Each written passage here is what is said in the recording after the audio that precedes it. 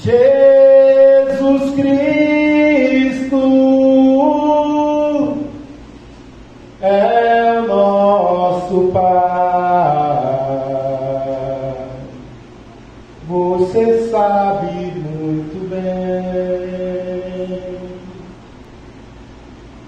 Jesus Cristo é o poderoso.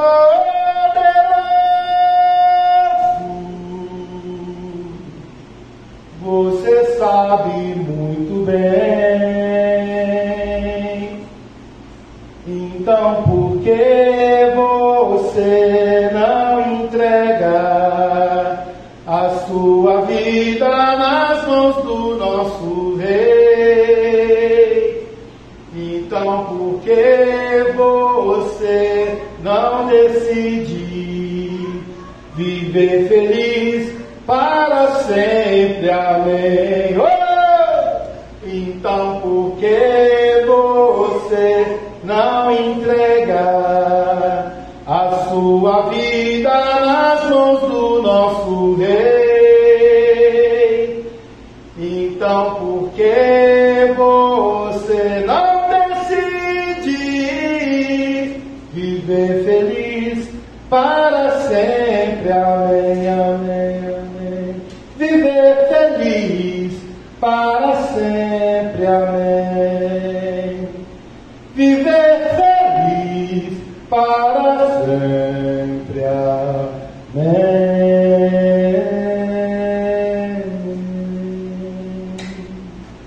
Aleluia, aleluia. Só eu mesmo, depois de um coral tão maravilhoso quanto esse, ousar estar aqui cantando. Muito obrigado, reverendo Jorge. O reverendo falou que as nossas barbas denunciam o tempo que a gente estudou junto. A minha, além das barbas, o cabelo ou a falta dele também vem aí denunciar. Mas eu fico feliz, sabe, Jorge, que o tempo, mesmo que ele tenha nos feito mais frágeis, pela própria deteriorização mesmo da matéria, esse tempo ele não nos fez mais fracos, né? Firme está o nosso coração com aquele chamado lá que o Senhor colocou, fez brotar na nossa vida. Então eu trago essa alegria de estar aqui, né, e ter sido companheiro aí do seminário do reverendo Jorge. Eu tenho experiências incríveis com relação a essa comunidade de fé. Um dos momentos complicados da nossa vida, né, Edna?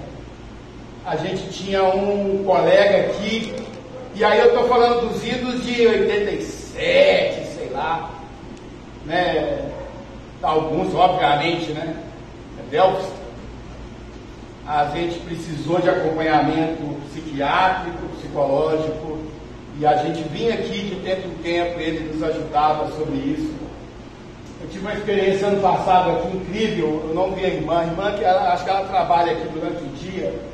Quando teve aquele evento ano passado, a nossa ONG, a gente que recebeu as doações que o pessoal fez aqui no evento da Frente de Evangélicos, e foi algo muito especial para o meu coração, porque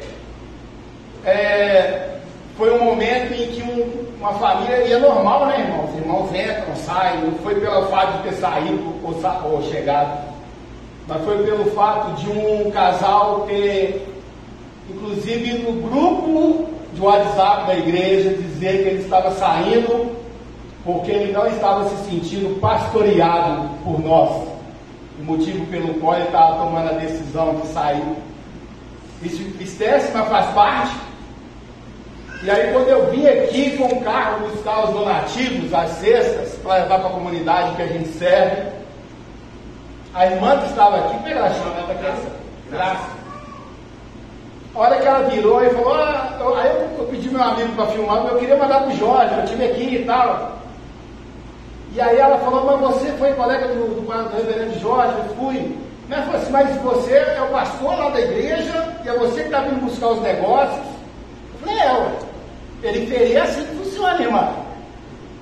E ela virou e falou assim: olha, isso é que é ser pastor, isso é que é pastorear, isso é que é ser pastor. E assim, aquilo ali pastoreou meu coração naquele momento, porque era o momento em que eu estava meio que a crise que todos nós passamos. Então, com essas palavras eu saúdo a amada igreja, né, e mostrando essa alegria de estar aqui hoje sobre esse tema tão espinhoso às vezes de tratar.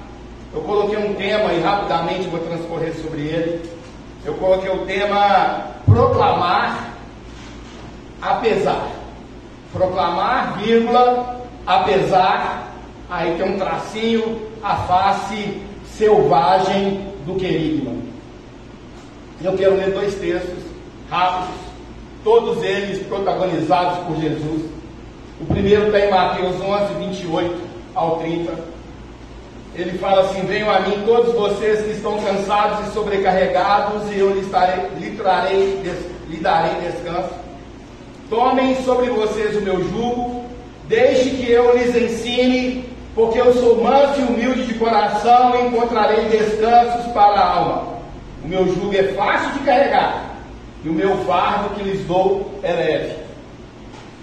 O segundo texto, não tão carinhoso quanto esse, está em João capítulo 2, versículo 15 e 16. Jesus fez um chicote de cordas e os expulsou a todos do templo, e pôs para fora as ovelhas e os bois, espalhou as moedas dos negociantes no chão e virou as mesas, e depois foi até aqueles que vendiam pombas e lhes disse: tirem essas coisas daqui e parem de fazer da casa de meu pai um mercado. Por isso que eu escolhi esse nome, de falar sobre essas duas faces do querigma, né? E essas duas faces que às vezes assim, elas são antagônicas entre si. E aí eu já começo essa minha elaboração pegando uma frase que foi dita aqui hoje, da Angela Davis, que ela fala que numa sociedade que é racista, e a sociedade que nós vivemos é racista, não basta ser um não racista, nós temos que ser e ter práticas antirracistas. E essa palavra querigma, e quando a gente está no seminário, tudo fala que é grego, a gente quer para poder bancar, né? Não, eu sei uma palavra grega e tal. E essa palavra querigma, que significa proclamar, ela tem essas duas faces, e uma face é selvagem. A palavra proclamar, a palavra querigma, ela quer dizer sobre a proclamação do evangelho, o evangelismo, de eu anunciar as verdades, as boas novas do reino de Deus. Então, essa é Jesus chegando: vinde a mim, todos vós que estáis cansados e sobrecarregados. Mas o querigma também, ele tem uma face que é selvagem, e que, tão importante quanto eu proclamar as verdades do evangelho, é eu denunciar tudo aquilo que se opõe a essas verdades. Então, a gente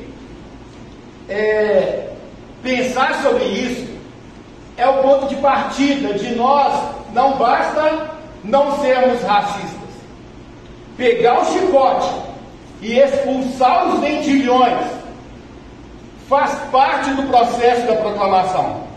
Chegar para as pessoas e falar: venham a Jesus que Ele vai te aliviar, é tão importante quanto nós expulsarmos aquelas atitudes, aquelas situações que têm levado as pessoas a estarem cansadas e sobrecarregadas.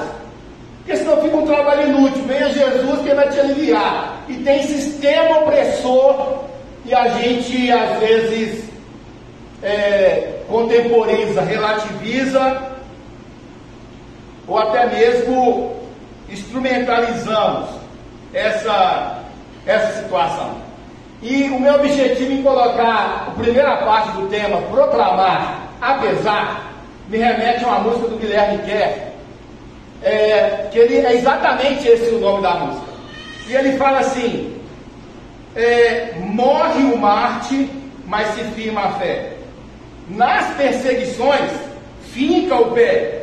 Passa Estevão, mas não passa em vão. Fica a inspiração. Proclamar, apesar do custo enorme, da nudez e frio e fome, apesar de tudo prosseguir, cresce a igreja itinerante, perseguida, segue adiante, apesar de todos, ela deve ir. A gente precisa pensar que ao assumir essa postura de ser alguém que, além de proclamar as verdades, vai também, concomitantemente, denunciar tudo aquilo que está colocando em risco essas verdades, denunciar aquilo que é contra. A gente alinha as nossas palavras e isso tem sido muito forte no meu coração, porque quem dera se a igreja tivesse consciência em relação a diversas pautas que a gente precisa transitar por elas, e em especial hoje aqui, essa pauta do racismo.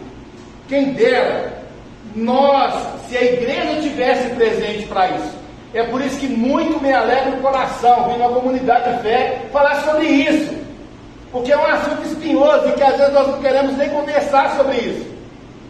Então é muito legal estar num momento como esse falando sobre esse assunto. Mas ao contrário disso, muitas vezes a igreja tem sido instrumentalizada para tornar a estrutura do racismo ainda mais veemente. E eu lembro, porque eu sou desafiado todos os dias, eu acordo sabendo que eu vou ter alguma demanda com relação ao racismo para eu lidar com ela. Todos os dias. Peraí, que é isso, Éder? Todos os dias eu acordo presente para isso. E eu, ouvindo a fala do padre Júlio Lancelotti, eu faço dessas frases assim, muito as minhas falas, porque ele fala assim: eu não luto para vencer, porque eu sei que eu vou perder. Eu luto para ser fiel até o fim.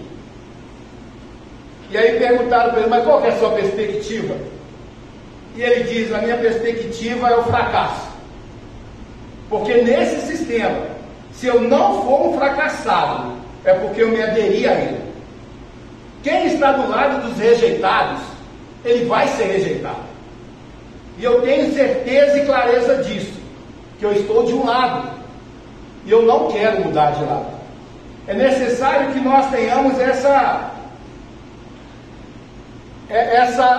disposição intencional, que ser um antirracista é a gente procurar confusão. E para a gente perceber isso, eu queria só passar rapidamente como que foi ocupado o nosso país. Nós tínhamos, e aí é coisa para não gerar nem discussão nem dúvida, nós tínhamos aqui os povos originários, os indígenas. Vieram os europeus de forma violenta, lidaram com os povos originários. E aí essa estrutura de violência, quando vieram os negros, também foram tratados com violência. E o nosso país foi formado assim. E o nosso país passou por um processo de colônia, de república, de democracia, sem nunca parar para reparar essas lacunas que foram deixadas no meio do caminho. E hoje nós estamos vivendo isso, e a igreja precisa viver isso. Edna e eu até trouxe aqui, gente, Edna, ela é escritora, eu trouxe aqui porque tem alguns livros, ela escreve um pouco infantil, e nós estamos saindo daqui, tem a FLI-BH, né, está acontecendo no Centro Cultural do Banco do Brasil, daqui um pouquinho a gente vai estar lá, ela com lançamento hoje lá.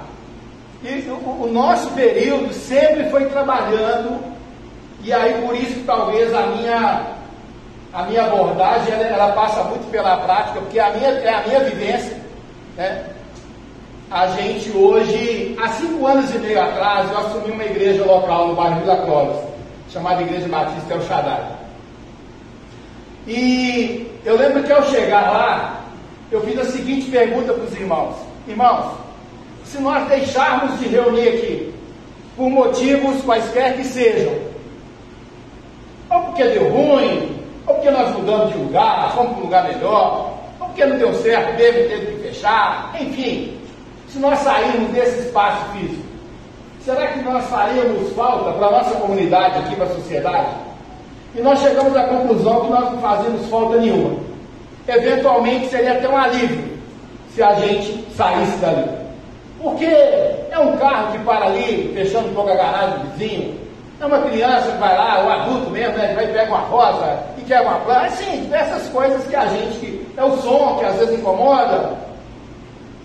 E aí a partir daí nós começamos a pensar como ser relevante para uma comunidade. Hoje, nós temos, no prédio da igreja hoje funciona uma creche comunitária, onde a gente atende 37 crianças de 0 a 3 anos. A 2 quilômetros do prédio da igreja, numa vila, numa favela chamada Vila Aeroporto, a gente tem um trabalho com crianças e adolescentes, e disputando ali par a par com o tráfico a posse dessas crianças. A gente está com um grande desafio. A gente conseguiu da prefeitura uma área dentro da favela de 600 metros para a gente construir ali um prédio, um lugar maravilhoso ali, e são desafios. Nós temos um trabalho de segurança alimentar, né, onde a gente distribui hortifruti e algumas cestas básicas. Nós nos qualificamos, querendo iniciar uma primeira turma como entidade formadora do programa Jovem Aprendiz. E há pouco tempo atrás eu fiz a mesma pergunta para a igreja: se eventualmente nós saíssemos daqui, e aí nós falamos, olha, um pouquinho de falta a gente já ia fazer, mas tem muita coisa para a gente fazer. Como igreja, tem muita coisa para a gente fazer. E nesse tema específico, com relação a racismo, por que a gente precisa pensar isso? Porque quando eu vou lá para a favela, lá tem uma raça, lá tem uma cor muito bem definida. Lá tem uma situação muito bem mapeada. E tudo isso deve-se à maneira em que a nossa nação foi formada. Tudo isso deve-se da maneira que a nossa cidade de Belo Horizonte foi formada, que foi uma cidade formada para acontecer dentro do contorno, e que os trabalhadores que vieram trabalhar depois tiveram que ir. É por isso que tem Serra, Cafezal, Papagaio, por isso está todas as favelas aqui no entorno, porque os trabalhadores que vieram aqui carregar cimento e massa, depois eles foram tirados de dentro do contorno. E aí estamos nós, uma igreja urbana, e a gente precisa fazer essa leitura. Não sei se o Jorge vai lembrar, a gente tinha um professor chamado Luiz Flávio, e não era nem matéria teológica, mas a fala do professor Luiz Flávio, ela soa na minha cabeça muito, porque o professor Luiz Flávio falava assim: eu fico vendo vocês aí, falando que vão mudar o mundo, e que vocês vão cuidar dos menos favorecidos, e que os pobres, e criticando essa pastorada que hoje está aqui, amanhã vocês vão estar a mesma coisa que eles. E eu às vezes ia embora chorando, eu falava, eu não. Às vezes ele virava para mim, eu acho que é para me provocar mesmo. Ele falou, Sérgio, você vai ser o primeiro. E eu quero estar aqui para te falar isso, eu quero jogar isso na sua cara. E muitas vezes eu fui para casa falando assim, eu não. Então, irmãos e irmãs, que nós tenhamos, a exemplo de Jesus, que é a nossa matriz humana, o propósito de Deus para mim e para a sua vida, é que nós sejamos a cada dia mais parecidos com Jesus. Se tem um propósito de Deus, que todos nós estamos envolvidos, é que Deus quer ter uma família de muitos filhos iguais a Jesus, para a glória de Deus. Isso nos iguala. E Jesus tinha sim uma palavra: vinde a mim, todos vós que estáis cansados e sobrecarregados, que eu vou os aliviar. Mas ele tinha também na mão dele, ainda que arranjado, que diz o texto que ele pegou uns negócios lá e fez um chicote. Com a mesma veemência que ele apresentava o Evangelho, ele se opunha, e a ponto de partir para o braço. contra todas aquelas tudo aquilo que estava contra as verdades que ele estava anunciando. O racismo que hoje nós dizemos que ele é estrutural porque ele atingiu outras camadas. Existe um racismo, o professor Silvio Almeida diz isso no seu livro Racismo Estrutural, porque existe um racismo que é individualista. E eu já queria trazer essas demandas para os irmãos. Ser antirracista não basta apenas não brincar, a gente tem que pegar e tem que se opor. O racismo individualista são quando atitudes pessoais, brincadeiras, comentários ofensivos, e muitas vezes ou nós participamos ou relativizamos, ou fingimos que não estamos ali. E esse racismo que é individualista, chega um ponto, segundo o professor Silvio Almeida, ele passa a ser institucional, porque as instituições começam a tratar as pessoas pela cor da pele dele. Tá ali, a Rízia, quando a Rízia foi ganhar o Cauê, nós chegamos no hospital, estava chovendo muito, nós chegamos ali. Você tem uma ideia, da hora que a Rízia chegou, uns 10, 12 minutos o Cauê já tinha nascido. E na hora que nós chegamos, a recepcionista, ela disse: olha, não tem como atendê-la. Eu falei: como assim? Minha menina está parindo. Ele falou: não tem como, você vai ter que dar um jeito. Aí eu até então não tinha entendido. E eu virei e falei assim: olha, mas o pré-natal dela foi todo aqui, os médicos a acompanharam, está todo mundo aqui.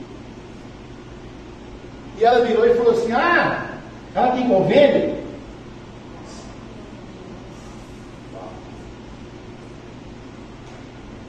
E isso, irmãos, são todos os dias. E quando nós não nos indignamos de forma ativa com isso passa a ser estrutural. Aí atinge a estrutura. O Instituto Etos fez uma pesquisa com mais de 500 das maiores empresas que funcionam no Brasil. 4,7% dos executivos são pretos, são negros e negras. 4,7% de todos os executivos das 500 maiores empresas que operam no Brasil. E nós não podemos relativizar, nós não podemos brincar com isso.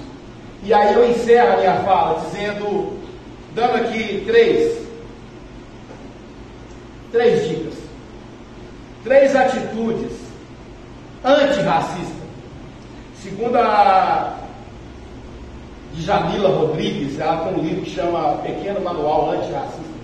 Está muito alinhado com a Ângela, de falar que não adianta a gente apenas não ser racista, nós temos que ter atitudes antirracistas. E os desafios antirracistas, ela cita alguns deles e eu encerro dizendo isso para os irmãos. É um reconhecimento, principalmente, porque você que é branca, existem privilégios sobre você, é só pelo fato de você ser branco. Existem experimentos sociais, você procura na internet, você vai ver.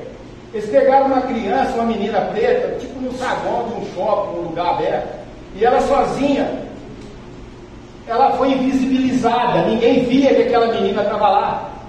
Passaram para lá e para cá. E depois pegaram uma menina branca e colocaram no mesmo lugar. Rapidamente ia chegando pessoas para saber por que ela estava sozinha. Rapidamente chegando pessoas para saber cadê o pai. E a criança preta invisibilizada. Então, um reconhecimento e um rompimento com privilégios, iniciar um profundo processo de autoconhecimento para reconhecer e confrontar os privilégios associados à sua branquitude. Refletir sobre o impacto desses privilégios na vida cotidiana, desafiando estruturas sociais que perpetuam a desigualdade. A segunda coisa é que, se nós queremos ter uma atitude antirracista, se nós queremos trazer na nossa mão essa face selvagem do querigma, precisamos também ampliação de vozes negras e estar presente nesse diálogo aqui, que eu sei que não é fácil. Dar espaço ativo e amplificar as vozes de pessoas negras em todos os contextos, valorizando suas contribuições, engajar-se em conversas difíceis sobre racismo, desafiando atitudes discriminatórias e confrontando desconfortos para promover mudança. Tem mais uma atitude antirracista que você pode fazer também: apoio financeiro e ativo a causas antirracistas, comprometer-se com uma educação antirracista, aprendendo sobre histórias e contribuições das comunidades negras, apoiar ativamente, financeiramente, organizações e causas antirracistas, participando em campanhas, promovendo a igualdade racial por meio de ação corretas. E eu vejo que esse momento aqui é o momento da gente escutar disso. E encerro com uma frase do pregador Lu e uma do professor Pablo, que são dois rappers. O professor Pablo, salvo engano, no início dos anos 2000, foi 2001 por aí, ele lançou um álbum que ele fala sobre... uma das falas dele, ele fala assim, chama a partir do autoestima, que chama essa música. Ele fala, porque é engraçado, né? A gente vive num país onde os pretos fingem que não são discriminados, os brancos fingem que não são racistas, e sendo assim, quem parece que está louco sou eu, que estou aqui falando. E a questão é histórica.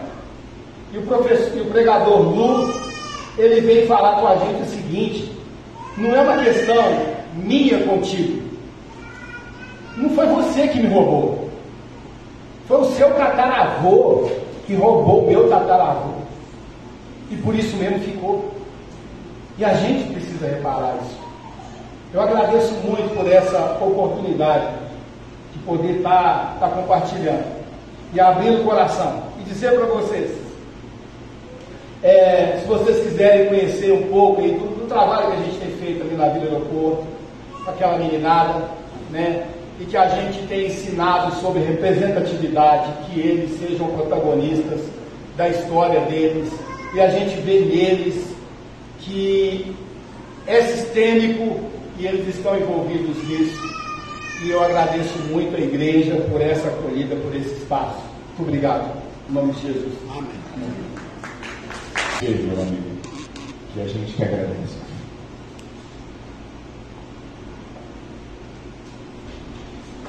Te ouvir dá esperança para a gente, te ouvir dá esperança para os meus filhos, e te ouvir dá oportunidade para que a gente seja pessoa melhor. Muito obrigado. Deus te abençoe, tá?